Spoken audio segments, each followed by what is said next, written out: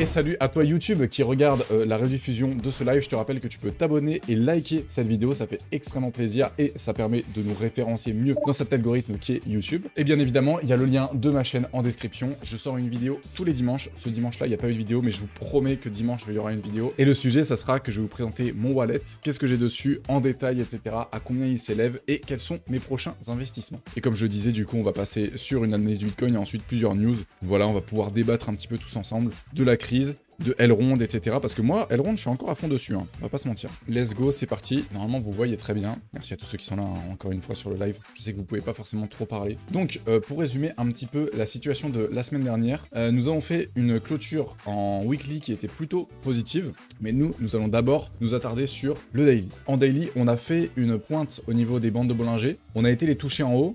Puis on est redescendu, on s'est restabilisé à peu près là où on avait été la semaine dernière. Là on est le 10, donc on a clôturé ici la semaine dernière. Je vous dis que ça préparait un gros mouvement. Alors quand je disais un gros mouvement, c'était pas un mouvement aussi petit que ça. Moi je pensais vraiment à un 15 ou 20% en une semaine. Donc ça pour moi c'est pas le gros mouvement qu'on attendait probablement. Quand je parlais d'un gros mouvement, c'est parce que les bandes de Bollinger étaient hyper resserrées.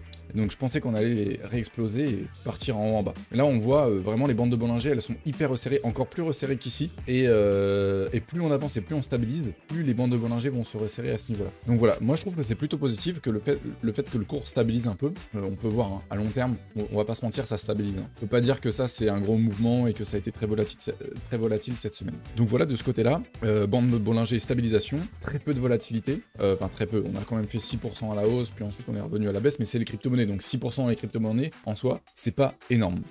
Ensuite, au niveau du RSI, pareil, on est au milieu de rien du tout. On est encore au milieu, vers les 46 de RSI. Ça augmente, on n'a pas de divergence haussière ou baissière. Pour l'instant, le cours suit le RSI, ou enfin le RSI suit le cours. Vous voyez, on a des plus bas de plus en plus haut sur le cours, on a des plus bas de plus en plus haut sur le RSI. Donc c'est toujours positif, voilà, je vois pas grand chose à redire. Le plus haut est de plus en plus bas, ici le plus haut est de plus en plus bas, il n'y a pas de retournement. Donc ouais, en daily pour l'instant, il n'y a pas de retournement ni à la hausse ni à la baisse. Donc, ce qu'on peut voir, c'est que du coup, on est un peu au milieu de rien. Donc, ça veut dire qu'au niveau du RSI, il peut aller à la hausse comme à la baisse. Sachant qu'on n'a pas de divergence haussière ou baissière, en tout cas en daily. Je vois pas pour l'instant un gros mouvement se décrire à la hausse ou à la baisse. En tout cas, vu les bandes de Bollinger qui sont bien, resserrées. Vous voyez ici, par exemple, on a eu les bandes de Bollinger qui sont bien resserrées. Par la hausse, on a une tendance haussière et même on a eu des gros mouvements, comme par exemple celui-ci, nous a fait plus 28% en 10 jours. Donc, c'est possible qu'on fasse quelque chose comme ceci, même encore plus puissant vu que les bandes de Bollinger sont pas mal resserrées. Après vous voyez ici aussi qu'il y a des contre-exemples comme par exemple ici les bandes de Bollinger qui se sont resserrées du coup à ce niveau là, ici aussi, et ensuite derrière on a stabilisé pour ensuite encore resserrer. Donc c'est possible qu'on fasse la même chose même si là on est très peu volatile. Donc moi ce que je vous conseille de faire, c'est dans les moments peu volatiles, c'est de recharger forcément. Donc là en daily, si vous trouvez que c'est un bon point d'achat, bon allez-y, vous mettez un petit peu de DCA, vous mettez un petit peu de votre capital dessus, et puis comme ça dans les prochaines semaines, vous pourrez voir votre investissement évoluer. Et si ça redescend, vous remettez un petit peu, etc. Toujours. Mais en tout cas, 19 400, c'est un très bon point de rechargement. Et en fait, pour vous dire, plus on est en train de range autour des 19 000, plus on a des volumes profile. Donc en gros, ça veut dire que la zone des 19 000 est une résistance potentielle. Si on bégaye beaucoup à cet endroit-là, le jour où on va remonter par exemple, et on va vouloir retaper les 19 000, et c'est là qu'on va se heurter à une grosse partie des gens qui auront acheté, et donc qui voudront racheter à ce niveau-là. Bref. Et à la baisse, pareil, hein, bien évidemment, si on plonge plus bas, ça sera difficile de remonter au-dessus. Mais en tout cas, c'est une bonne zone pour recharger, moi j'en suis persuadé. Et gros mouvement à venir à la hausse ou à la baisse peut-être, on verra ça dans les prochaines semaines. En weekly, du coup, qu'est-ce qu'on a en weekly? En weekly, pareil, les bandes de Bollinger qui se resserrent, toujours, très intéressant. D'ailleurs cette tendance j'aimerais bien l'enlever parce que bon elle est un peu obsolète maintenant, ça fait plus de 3 mois qu'on l'a pas touché, etc. À revoir, à voir si le cours revient vers les 30 000, 35 000, je la remettrai peut-être, mais pour l'instant elle me paraît pas pertinente. Et celle-là, c'était juste pour montrer le point le plus bas. On me demande beaucoup des fois la résistance, etc., si elle est logique, etc. Moi, c'est juste pour voir le point bas. Si on descend en dessous de ce point bas, je pourrais dire, là, ça peut un peu puer la merde et on peut partir en tendance baissière parce qu'on fera des plus bas, de plus en plus bas. Bon point de rechargement. Sur le RSI, on est au niveau du point Covid, toujours. Hein. Donc voilà, c'est, comme je le dis, un bon point de rechargement. Et j'ai même envie de vous dire, on a une divergence haussière en weekly, cette fois-ci sur le RSI. Vous voyez que les plus bas sont de plus en plus haut et on le voit extrêmement bien grâce à ça au niveau des clôtures. Donc là les clôtures sont de plus en plus basses et là le RSI est de plus en plus haut. En revanche le point bas est toujours de plus en plus haut si on prend les mèches. comme j'avais dit la semaine dernière. Mais en tout cas, ça peut être positif, le fait que le RSI reste assez bas encore, et que le cours soit aussi bas aussi. Donc voilà, à voir par la suite qu'est-ce que ça peut faire, mais tant que le RSI monte, ça veut dire probablement qu'on peut avoir une tendance haussière à la suite en weekly. Mais je pense qu'on devrait attendre encore quelques semaines, potentiellement, pour voir un gros mouvement, étant donné que les bandes de Bollinger sont en train de se resserrer petit à petit. Et le MACD, du coup, toujours en cross bullish, donc toujours positif. Néanmoins, on voit que le cross bullish est pas si fort que ça, hein. C'est pas un cross bullish comme on aurait pu avoir ici, ou alors comme on aurait pu avoir en fin 2020, de ce côté-là. Donc voilà, c'est un cross bullish, il est timide, mais au moins c'est un cross bullish. Donc voilà, cross bullish, ça veut dire que les bougies sont vertes à ce niveau-là, et du coup c'est plutôt positif. Bon, donc pour conclure, toujours un bon point de rechargement, les cryptos se portent plutôt bien. En revanche, nous sommes dans une situation instable, et oui, en effet, avec l'euro, le dollar, les fiat, etc., qui sont pas forcément bien, Poutine et la Russie qui mettent une pression sur l'Europe, notamment avec des menaces nucléaires de plus en plus présentes, etc. C'est une situation qui est assez instable. Les prix de l'énergie qui sont en hausse, vous voyez bien à la pompe, l'euro baisse, mais le pouvoir d'achat baisse aussi, bien évidemment. Et on va voir ça juste après. Donc là, Pignouf, tu penses du coup que le DXY va faire son dernier plus haut potentiellement ce mois-ci, donc jusqu'à la fin du mois. Parce que pour moi, oui, à court terme, tu vois, le DXY, c'est un mois. Hein. C'est possible. Une baisse des cryptos à court terme. Après, ouais, c'est vrai qu'une baisse des cryptos, c'est possible.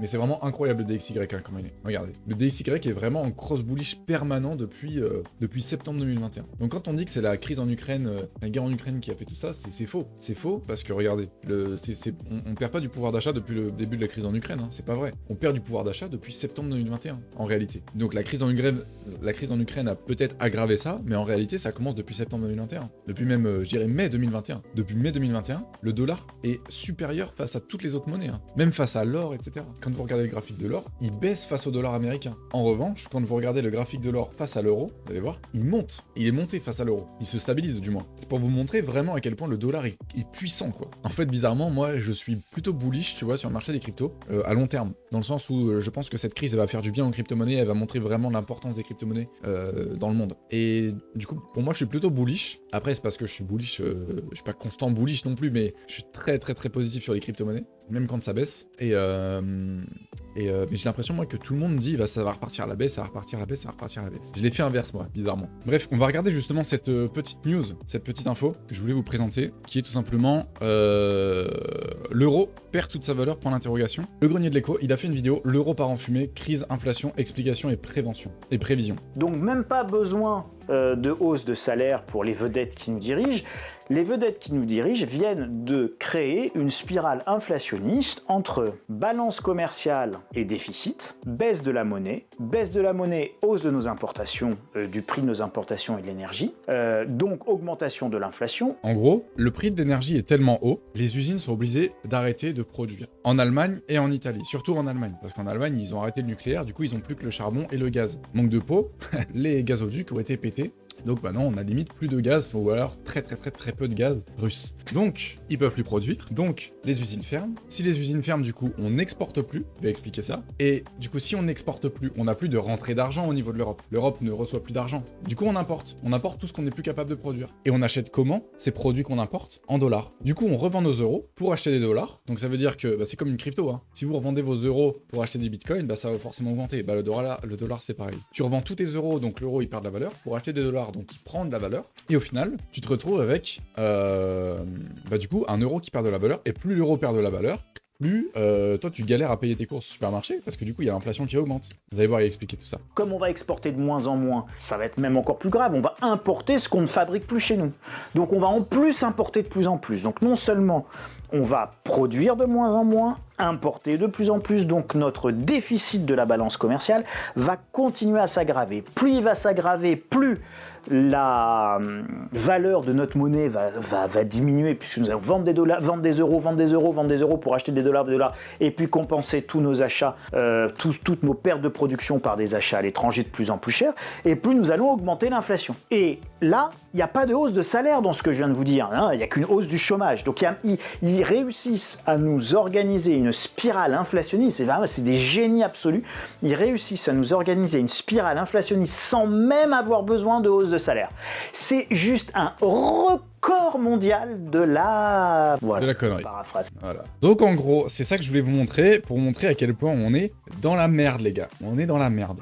On est dans un moment très compliqué, ça c'est sûr et certain. Et il va falloir se serrer la ceinture, hein. C'est pour ça qu'ils disent c'est la fin de l'abondance. Il y a quand même des personnes qui sont responsables du fait que ça soit la fin de l'abondance, hein. Par exemple, aux États-Unis, c'est pas du tout la fin de l'abondance, hein. Crois-moi, ils vont être contents, les Américains, quand ils vont venir passer des vacances en Europe, quand ils vont voir que les prix ont fait plus 20%, enfin moins 20%, pardon, par rapport à eux.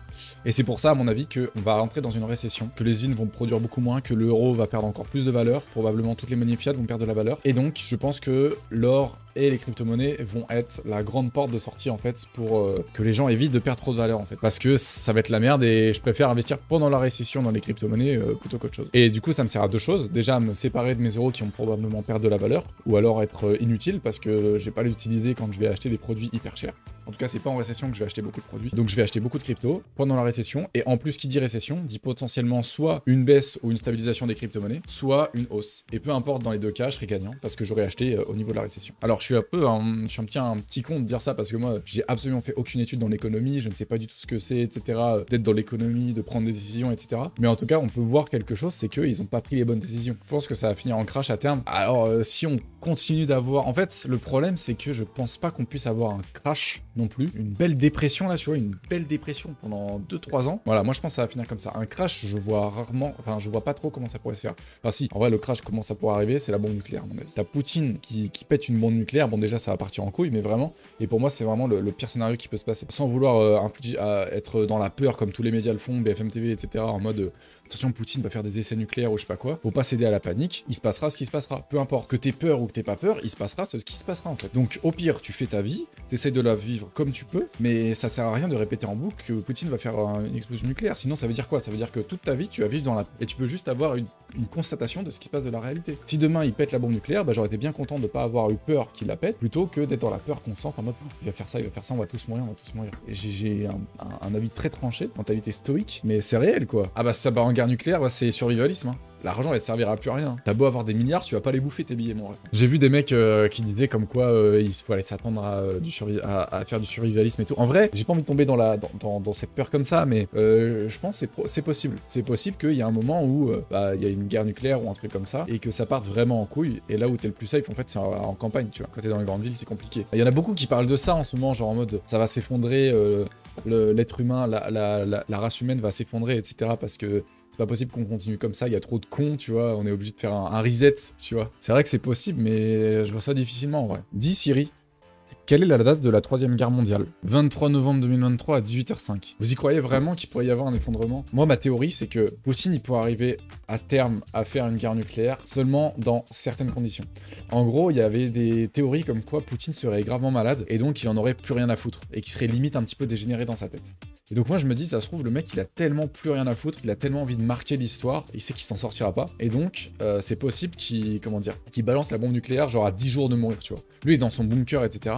C'est limite, il s'en bat les couilles, tu vois, parce que limite, lui, je suis sûr qu'il a des abris anti-atomiques, anti-nucléaires, bref, tout ce qu'il veut, tu vois, parce que lui, il va survivre. Mais juste pour marquer l'histoire, c'est ultra possible qu'il fasse ça, tu vois, genre en mode, il est gravement malade, il a 10 jours qu'il reste à vivre, il s'enferme dans son bunker, il appuie sur le bouton de la bombe nucléaire, et ça part. Si bombe nucléaire, le BTC arrête 5K. Là, le BTC en PLS, parce que tous les mineurs, à mon avis, après, ils sont au Kazakhstan, donc ça devrait aller au Kazakhstan. En fait, s'il y a guerre nucléaire, les gars, c'est mort, hein. Il n'y a plus internet, il n'y a plus rien. Mais le pire, c'est que on va savoir en 2-3 minutes à peu près que va y avoir une bombe nucléaire. C'est-à-dire qu'en 2-3 minutes, la face du monde va changer complètement. Le meilleur endroit sur la planète, les gars, vraiment pour éviter la guerre nucléaire, c'est ici. La ville la plus au sud, personne habite là. Et même s'ils envoient une bombe nucléaire, par exemple, ici, tu vois, ça pourra atteindre, mais encore ça va, tu vois. Le meilleur endroit, c'est ici, tu vois, ici, ou alors encore en Afrique du Sud, c'est un pays qui est assez développé et tout, qui peut prendre des décisions, qui est assez fort politiquement, donc c'est possible qu'il y ait une bombe nucléaire qui pète là. Après en Antarctique aussi, c'est un bon point, mais voilà, je pense que dans l'océan Indien, c'est plutôt pas mal, parce que c'est quand même bien à l'opposé de la Russie, tu vois, genre en mode les missiles, ils vont avoir du mal à atteindre ici. Après dans le nord, ça peut être plutôt pas mal, mais c'est proche de la Russie et tout, hein. Donc en réalité, le meilleur c'est